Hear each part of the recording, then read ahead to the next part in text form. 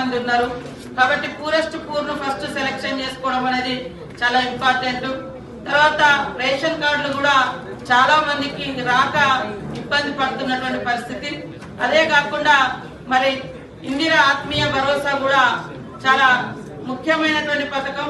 ఇవాళ ఒక దిక్కు మనం 100 ఎకరాలు ఉన్నటువంటి వాళ్లకు కూడా రైతు బంధు పోయిన ఎకరం గుంట లేకున్నా కూడా రూపాయి కూడా లబ్ధి జరిగినటువంటి పరిస్థితి ఉన్నది.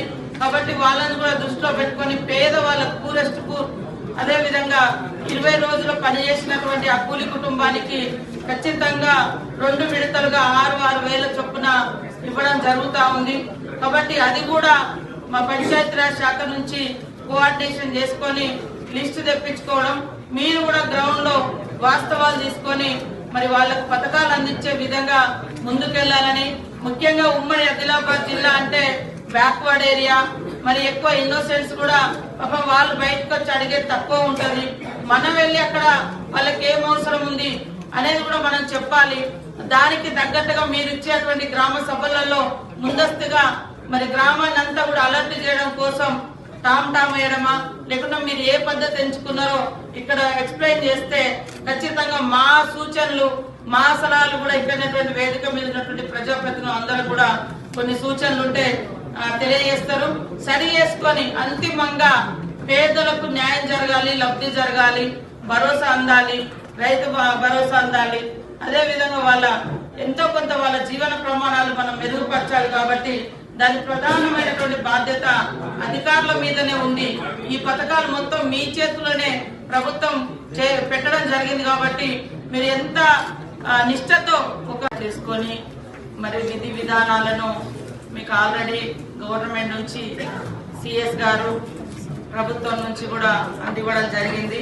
గ్రామాలలో మరి ఏ రకమైనటువంటి ఏర్పాట్లు చేసుకున్నారు, ఎలా గ్రామ సభలు నిర్వహించబోతున్నారు అనేటువంటి విషయాన్ని ఏమైనా డౌట్స్ ఉంటే కూడా మరి సంబంధిత ప్రజాప్రతినిధులు కూడా వారు వ్యక్తం చేస్తారు. అదే విధంగా జిల్లాల వారీగా మంచిర్యాల నుంచి ఫస్ట్ స్టార్ట్ చేద్దాం.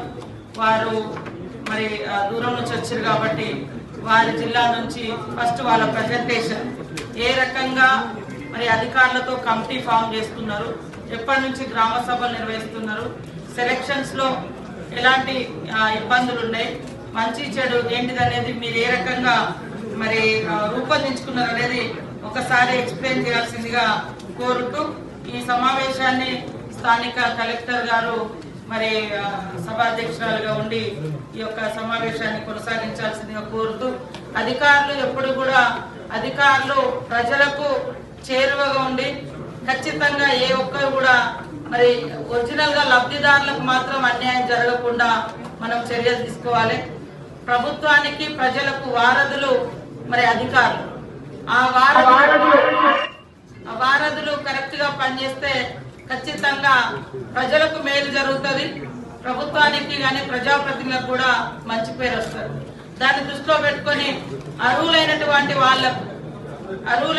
వాళ్ళకి ఎక్కడ కూడా అన్యాయం జరగకుండా, కొంచెం కష్టం కావచ్చు, టైం పట్టవచ్చు, సర్వేల కాడ ఏదైనా మిస్ అయినా కూడా మళ్ళీ రాసుకొని వాళ్లకు సంక్షేమ పథకాలు అందియాలి. దాదాపుగా 10-15